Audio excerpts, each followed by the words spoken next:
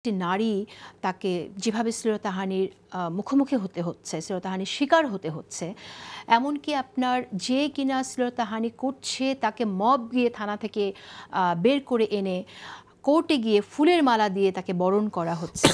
এই যে একটি অবস্থা, এই অবস্থাটার দায় কে নেবে? আমরা এরকম একটা পরিস্থিতিতে কেন পড়লাম? এই মব কি করে তৈরি হচ্ছে? এই দায়টা নিবে আওয়ামী লীগ। কেন? দেখেন, মানে আপনি যা করবেন তার বহুগুণে ফেরত পাবেন।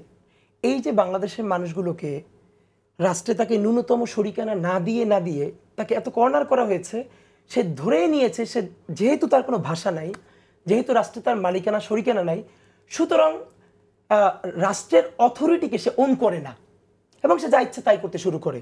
দেখেন, হাসিনার রাজনীতিটার সব থেকে প্যাটার্নটা কি ছিল? আপনি বাংলাদেশের মতো একটা হোমোজেনাস জাতিরাষ্ট্র পৃথিবীতে খুব কম পাবেন। ধর্মের দিক থেকে প্রায় 90% মানুষ এখানে এক ধর্মের, ভাষার দিক থেকে প্রায় 99% মানুষের এক ভাষা, উৎসবের দিক থেকে প্রায় 100% মানুষ একই ধরনের সেলিব্রেশন করে। আপনি পাশের দেশ ভারতে দেখেন, তার কতগুলো ভাষা, তার তার বিশাল ঝামেলা প্রত্যেকটা দেশে। আমার দেশে তো এরকম নাই।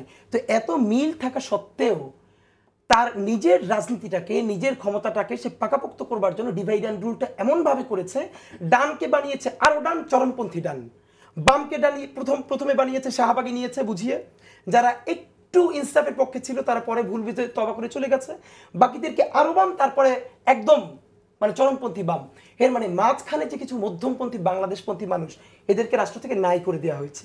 আপনাকে আইদার চরম ডানপন্থী হতে হবে অথবা আপনাকে চরম বামপন্থী হতে হবে।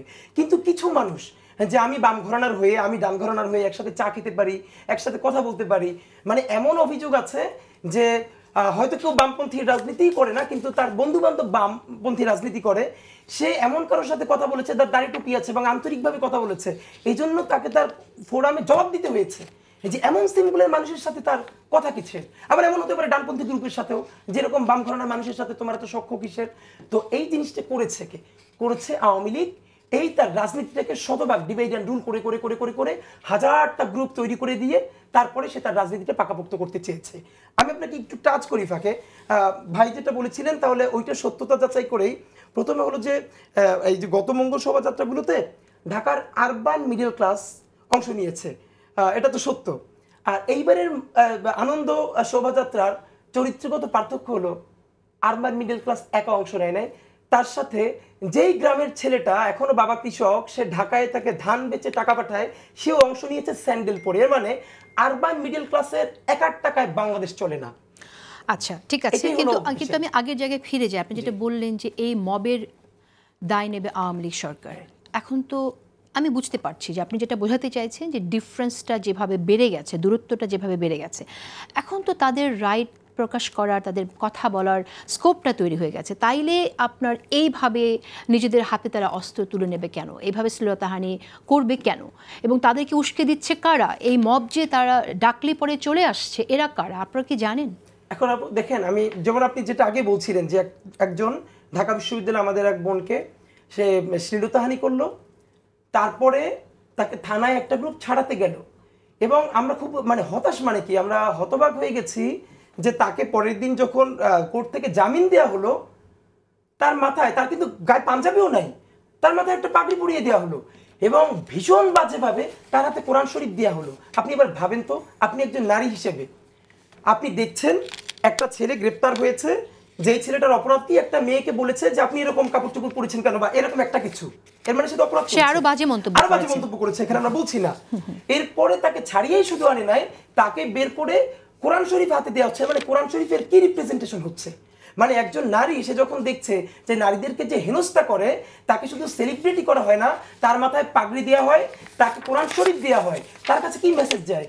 কিন্তু এরপরে আমাদের বাংলাদেশের বুদ্ধিজীবীদের দায় হলো তারা এটা বলে না যে তার পাশে যে মানুষগুলো ছিল। দেখেন, বাংলাদেশের আলেমদের মধ্যে কিন্তু অনেকে প্রচন্ড চরমপন্থী আছেন, অনেক গরম কথা বলেন, মানে ভোকাল দেওয়ার সময় অনেক, কিন্তু আপনি একজনও পাবেন না যে মূলধারার আলেম। আমি তাদেরকে পছন্দ করি না করি ভিন্ন বিতর্ক, ইভেন আমি মামুনুল হক সাহেবের স্ট্যান্ড পছন্দ করি না করি, এটা ভিন্ন আলাপ, কিন্তু আপনি একজনও পাবেন না যাদেরকে বাংলাদেশের মাদ্রাসায় মূলধারার আলেম বলে তারা তার পক্ষ নিয়েছে বা তার পক্ষে ফেসবুকে পোস্ট দিয়েছে বা থানায় গেছে বা তাকে কোরআন শরীফ দিয়েছে। এইটা হলো এক শ্রেণীর মানুষ। এখন নতুন বাংলাদেশ গঠনের ক্ষেত্রে আপনারা তো বিভিন্ন বিষয়ে ভোকাল, বিভিন্ন সময় সমাবেশ করছেন, বিভিন্ন অ্যাক্টিভিটিস আপনাদের দেখছি আমরা। সেই জায়গা থেকে এই যে মবগুলো কারা করছে, এমনকি মাজার ভাঙা হচ্ছে, আমি আপনাকে তথ্য দিই যে এ পর্যন্ত গত 6 মাসে 80টি মাজারে ও মাজার ও দরবারে হামলা, ভাঙচুর, লুটপাট করা হয়েছে এবং অগ্নিসংযোগ করা হচ্ছে। এটা কিন্তু আপনার একটি বিশ্ব সুফি সংস্থা এটা প্রকাশিত একটি, তারা এটা দাবিটা করেছে এবং বিভিন্ন পত্রিকাও এসছে। তো এতগুলো মাজার ভাঙা হয়েছে, সেই মাজার কিন্তু আপনার একজন দুজন মিলে ভাঙতে যায়নি, শত শত মানুষ ভাঙতে যাচ্ছে। তো আপনারা যখন বিভিন্ন অ্যাক্টিভিটিসে যাচ্ছেন, মানুষের সাথে কানেক্টেড হচ্ছেন, আপনারা কি একবার দেখেছেন যে কারা মাজার ভাঙছে বা তাদেরকে থামানোর জন্য কোনো উদ্যোগ নিয়েছেন? দেখুন, আমরা নিজেরা অফিসিয়ালি, এবং দেখুন মানুষের যে প্রান্তিকতা কি পর্যায়ে, আমরা আমাদের ইনকিলাব মঞ্চের পেজ থেকে এবং আমি আমার পার্সোনাল প্রোফাইল থেকে আমরা বড় করে বিবৃতি দিলাম যে মাজার ভাঙা শুধু বন্ধই করতে হবে না, এদেরকে গ্রেপ্তারও করতে হবে। এবং ভয়াবহভাবে কমেন্টের প্রায় 80% আমাদেরকে গালিগালাজ করা হচ্ছে।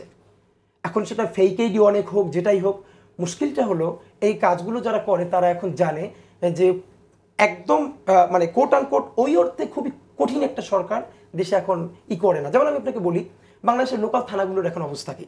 লোকাল থানা যখনই কোনো প্রবলেমে তাকে ফোন করা হয়, সে ওখানে যাওয়ার আগে হয় স্থানীয় বিএনপি নেতা অথবা স্থানীয় জামাত নেতাকে কানেক্ট করে তারপরে যায়, কারণ তার মোরাল গ্রাউন্ড নেই ওইটাকে শক্তভাবে দমন করবার জন্য। কারণ আজ থেকে 1 বছর আগে সে কারো বাড়ি থেকে কারো বোনকে তুলে এনেছে, কারো ভাইকে তুলে এনেছে, থানার মধ্যে পিটিয়ে কান ফাটিয়ে দিয়েছে। সুতরাং এখন যখন ভালো কাজও করতে যায় তাকে জনতা ভয় পায় না, সুতরাং তাকে অবরুদ্ধ করে ফেলে, থানা ফাংশন করতে পারছে না। এখন থানা যখন স্থানীয়, দেখেন ঢাকার পলিটিক্স একটা জিনিস, ঢাকায় প্রচুর মিডিয়া আছে, প্রচুর সাউন্ড হয়, কিন্তু আপনি কিন্তু একটু উপজেলায় মাজার, ইভেন ইউনিয়ন পর্যায়ে মাজার, সেইখানে কিন্তু রাজনৈতিক দলগুলো শক্ত অবস্থান না নিলে ইনসাফের পক্ষে, ল অ্যান্ড অর্ডারের পক্ষে, তখন থানার জন্য এই জন্য কঠিন হয়, মূলত বর্তমানে পুলিশের সেই মোরাল গ্রাউন্ডটাও নাই যে কঠিন করে অ্যাকশন নিবে। এখানে রাজনৈতিক দল কি করতে পারে? সেখানে রাজনৈতিক দল যেটা থানা যদি ব্যর্থ হয়, প্রশাসন যদি ব্যর্থ হয়, তাহলে রাজনৈতিক দলের কাছে তো কোনো হাতিয়ার নেই, তারা কি? এই রাজনৈতিক দলের ব্যর্থতার কারণেই আমাদের 47-এর আজাদি হারিয়েছি। রাজনৈতিক দলের ব্যর্থতার কারণেই বাংলাদেশে অনেক মানুষ আরো কম প্রাণহানি হতে পারত। এই দায় রাজনৈতিক দলকে নিতে হবে। কেন আমরা বলেন, কেন জুলাইয়ের পর একটা জাতীয় সরকার করতে পারলাম না? বিএনপি যদি আজকে থাকতো, জামাত ইসলামী থাকতো, প্রত্যেকটা দল থেকে 2-4 জন করে থাকতো, তাহলে এই সরকারটার যে বেইজ হতো, তাহলে আজকে পুলিশ যে শক্তিটা পেত, আমরা কেন সেটা করতে পারলাম না? এটা তো রাজনৈতিক দলের দায়।